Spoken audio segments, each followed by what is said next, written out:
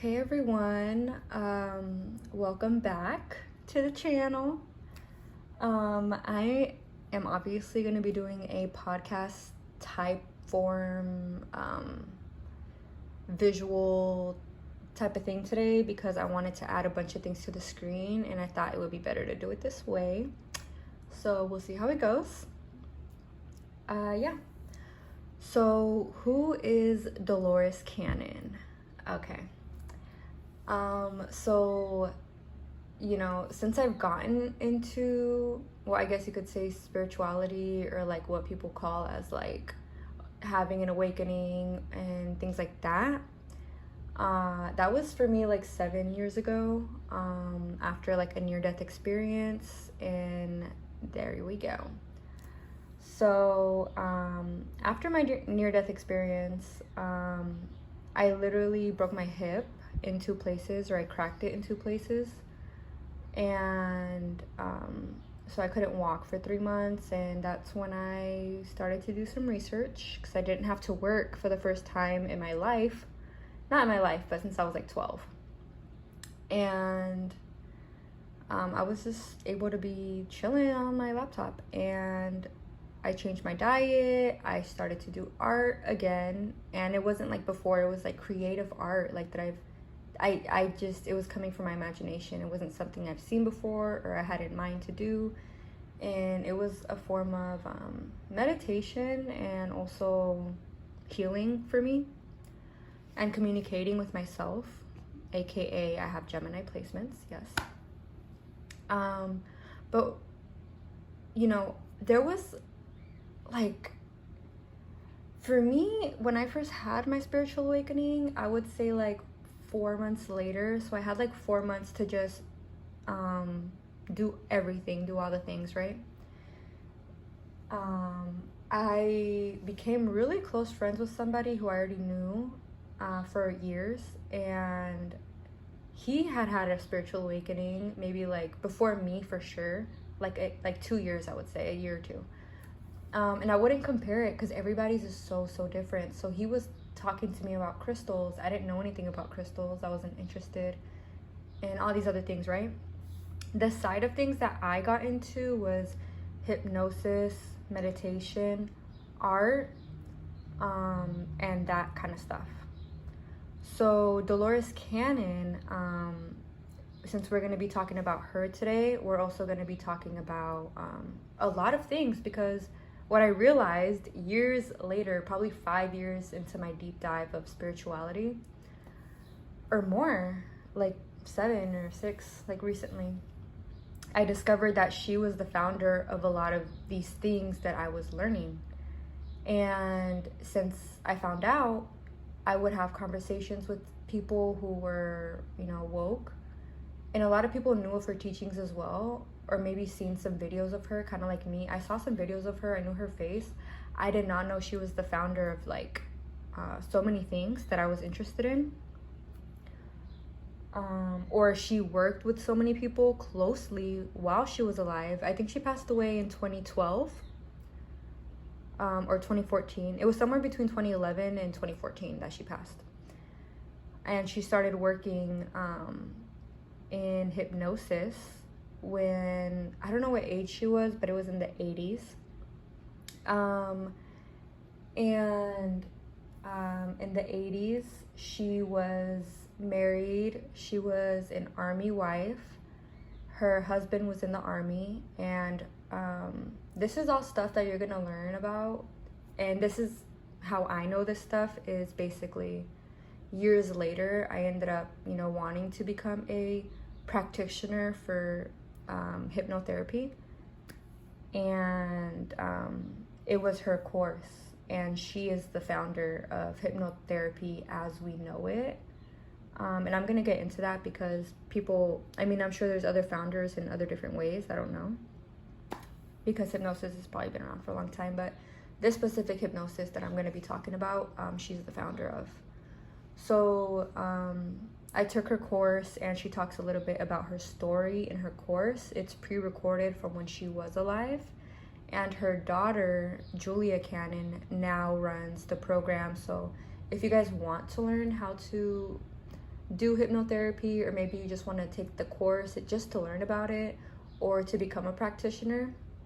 Honestly, I think being a practitioner is actually really difficult for me personally, and we're gonna get into a lot of these things. But yeah, so I'll link it down below, the information that I can, everything that I can, I'll link it down below. So, and everything that I talk about, I'll make sure to link it down below. So just check down there. But yeah, so let's get back into it. Dolores Cannon.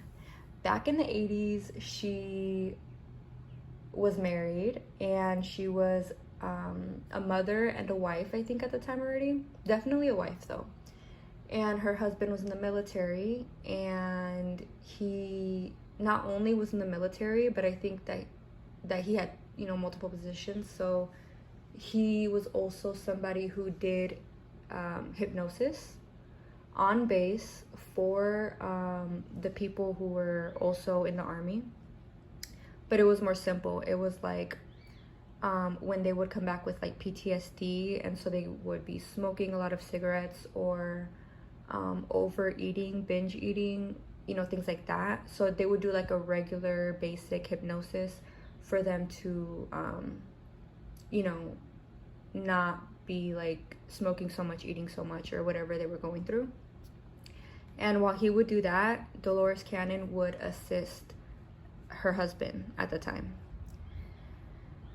And basically one day she was assisting him in a hypnosis, and somebody the person who was under hypnosis starts talking about random things, random names, that they didn't know. And so they found it to be interesting. They asked her a bunch of questions, and then, they got her out of hypnosis. So this was interesting to them because she ended up going to a past life, is what they discovered while she was in hypnosis. And,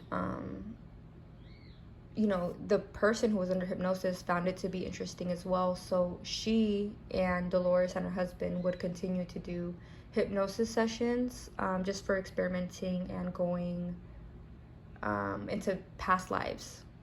So I think she would just, she was interested in that, and basically word got around, the camp base. And this was the 80s, and, they were getting a lot of, negative energy sent their way, a lot of hate, it seemed like, because they were being told that what they were doing was of the devil, or, it wasn't with the church, things that people in the 80s would say around that time when it comes to things like that, right?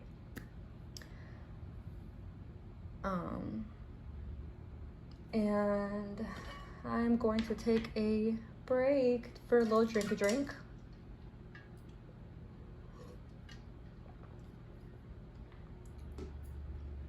Okay. So yeah, they go into a past life. They continue to work with her. She continues to work with them. And they're recording, I think, already, with the recording tapes that they had back in the day. So it was just audio. Excuse me.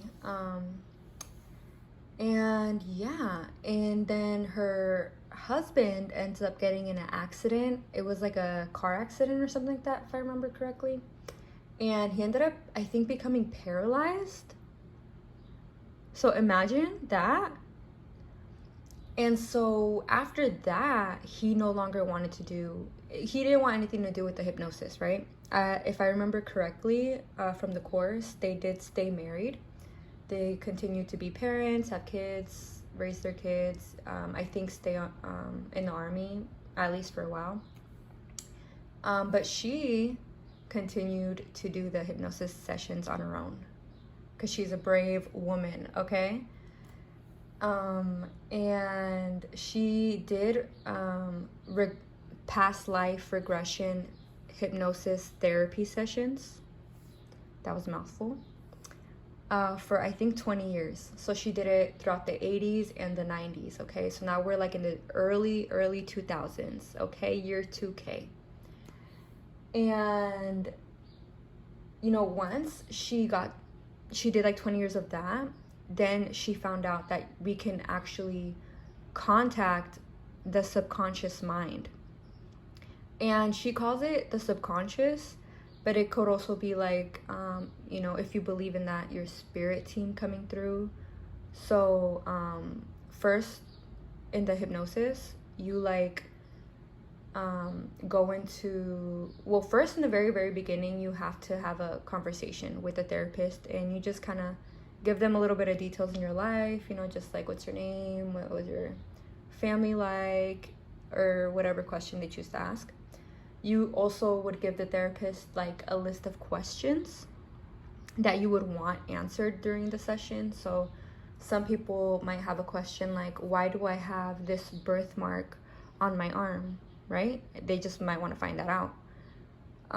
Or they may want to know why they had such a difficult upbringing, or how to have a better relationship with their child because it's been very tumultuous. And that was the first session I ever got to see. It was a woman whose child had ADHD, if I remember correctly. And that first session that I saw, she actually ended up coming back and talking about the progress. So that was really interesting, because she said that it like completely changed, and his grades were like amazing, and she really didn't have to do anything but change her mindset, right? So that was really interesting to me. And that was like the very beginning of my awakening. But yeah, back to the topic of hand. So yeah, it's the early 2000s, and Dolores finds out that she can also reach the subconscious mind. So she just broke through a new barrier for herself. And I don't want to talk about like everything that's in the course. I don't want to ruin it for people, so I'm kind of being a little careful about saying too much. But so once you talk to the therapist, have a little conversation, chill, you go into hypnosis. And I think this form of hypnosis is like not super, super heavy, even though you can get into a super heavy areas like past lives and your subconscious. It's not super, super heavy. So a lot of people feel like they're like half awake, half asleep, like they're seeing a dream, or you know what I mean? You're not like super unconscious. You're just reaching your subconscious, if that makes sense. So yeah, and so basically when you go into a past life, just how she was doing all those years, and it was just an interesting thing, and she would ask the person like, why did you go into this past life, right, while they're under hypnosis? And the client would go, I went into this past life to see that, like my power, or how I was and how it's affecting me now in this life, right? The past life should not be affecting you in this life. There's no reason to think about or go into your past life unless it's something that's unhealed and it's preventing you from living your best life right now. Because sometimes things are so heavy in a past life, like maybe somebody died unexpectedly, or maybe the person in hypnosis passed away unexpectedly, and they really never got closure from it before going into the next life. Ideally, that's not the case, but we all have free will. So even if you go under hypnosis, you go into a past life, you heal, quote unquote, what was going on. You can leave the session and still be dealing with those problems, because we all have free will. So even after the session, there's a few clients who don't find that change because deep down they really didn't want to make that change for whatever reason. Yeah, and when I did the course, I do remember Dolores Cannon saying things like, when people don't want to change, a lot of the times it's because maybe it's an illness, let's say, and they get a lot of attention from having that illness. People come visit them, they give them food, and subconsciously they'll feel like that'll go away.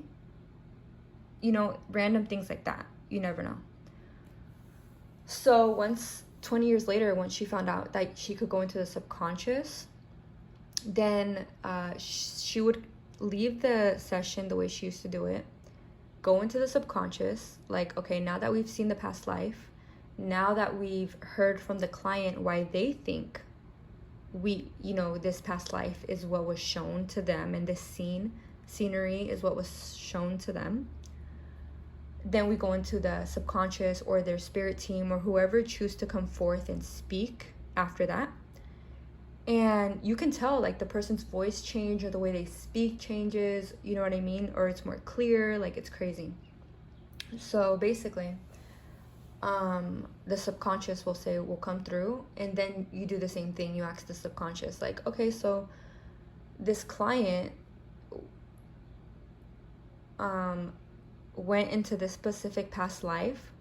They think that it's because they went into this specific past life because XYZ.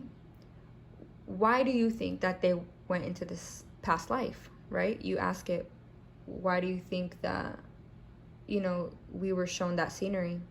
And they'll give like a different answer, actually. And it's like a lot more wise, and it's like really, really good. For me, that's like the best part of it. And that's, I'm not going to ruin it for you guys. That's like the best part of it. And I'm going to leave it at that for the most part. I feel like Dolores Cannon, she's mostly known for like the little clips that you see on TikTok or YouTube. Also, a lot of people do know who she is because obviously she's been around since the 80s. She has a lot of books out.